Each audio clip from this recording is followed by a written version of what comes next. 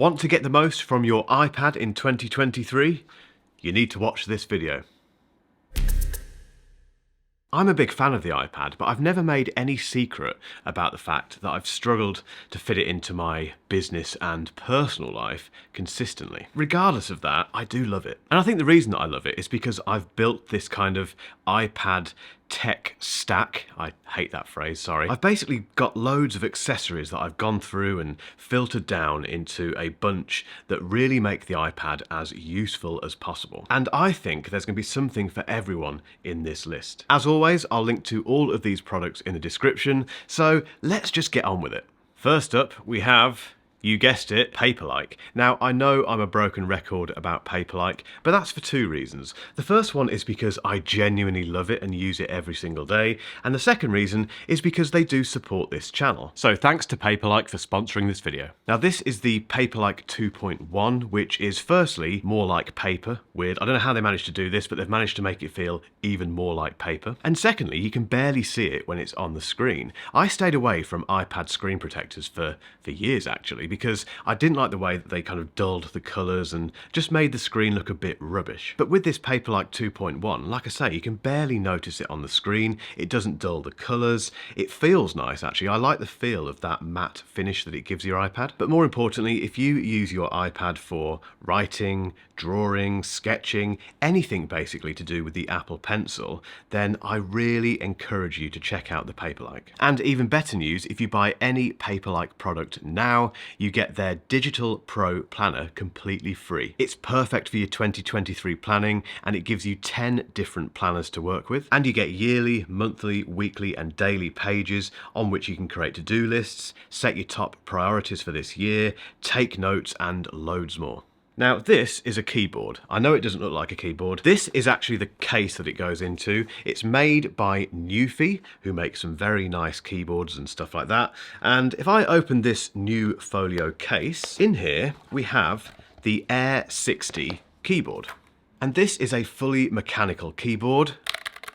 So it's got the nice clickety-clackety sound and feel to it. I think it's a superb addition, particularly to the iPad mini. And the reason for that is that you can take this Folio case, flip it around like so, and that gives you this space on which to place the keyboard, so that magnetically attaches there, and then you get this kind of platform on which to place your iPad. And like I say, I use this for my iPad mini mainly, but you can fit any iPad on there, or even your iPhone if you wanted to. But it's just such a convenient way to carry around a proper mechanical keyboard. Admittedly, it's not the sort of thing that you want to take to a quiet place of work and start bashing away on, because they are quite noisy. But if you do like traveling with your iPad and you want a very nice keyboard to type on, and you can use it in places that you're not going to really annoy people, then this is such a good option.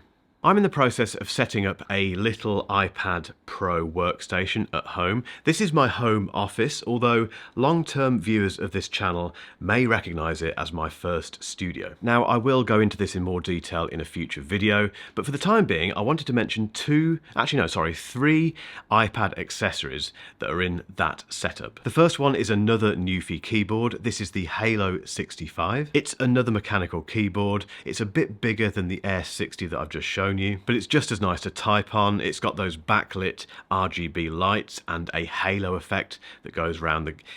Basically, it's got some lights on it which are completely pointless really, but look really cool. But what I love about the Halo 65 is that it's very compact, so it doesn't take up too much desk space, and also it's got that very kind of minimalist appeal that really works with this iPad setup that I'm working on. It's also got a massive 240 hours of battery life, and you can connect it to up to 4 different devices. So if you've got your iPad on the desk, but you've also got a Mac, for instance, you can connect them very easily. As you can see, the iPad is mounted on the Jargon Pro MagFlow stand. This is a magnetic iPad stand, which is so neat. It's got this really nice cable management where the cable feeds through the back, and it has a kind of L shape on the end, just to make it very tidy when you're charging your iPad. It tilts, it swivels, it's very well made. It's not cheap, but if you're looking for a neat and attractive way to turn your iPad into almost like an iMac, basically, it's a brilliant option. And to round off this iPad Pro setup at home, I've picked the Magic Trackpad as the input device. There are other options for this. Obviously, you could just use a regular mouse, but if you're not using a Magic keyboard case, I still think Apple's Magic Trackpad is the best option. Next up, we have something that has been attached to my iPad mini, or my iPad mini has been attached to for the last few months. And this is the combination of the, I always have to get this right, the Mag Easy Case Pro and the Mag Easy charging stand from Pitaka. And this solution has stuck, if you excuse the pun, for two reasons. The first one is that the case is actually a very good iPad case. It protects the iPad really well, it looks pretty good, but when you combine it with the charging stand, it's just genius. Basically, within that case, there's a USB connection, so that goes into your iPad when you put the iPad into the case. That enables the case to charge the iPad, and it does that when you attach it magnetically to that stand. And that means that my iPad mini is always charged. It's so easy to forget to charge them that you regularly run out of battery. But with something like this Pitaka setup, you don't. You just attach your iPad to that stand when you're not using it, and it's charging. It's just brilliant. It may look like it, but this is not a Apple Pencil 2nd generation. It's actually a Benks stylus. There are two caveats. The first one is that it doesn't have pressure sensitivity. The second one is that you have to pair it via shock horror Bluetooth. However, I think the pressure sensitivity only really matters to people who are drawing, illustrating, that sort of thing with their iPad. And secondly, the Bluetooth thing, you do it once and it's done. The key thing with this Benks pen is that it's 40 quid, whereas the Apple Pencil 2 is £139. So if you don't care about pressure sensitivity, if you don't mind pairing it once via Bluetooth, and if you like the idea of having every other aspect of the Apple Pencil, so it has the same design, it looks the same, it's got the same charging method, so you attach it to the side of your iPad and it starts charging. The battery life is really good. It's just as sensitive and accurate when you start using it on the iPad. If all that stuff is fine by you, get it. 40 quid.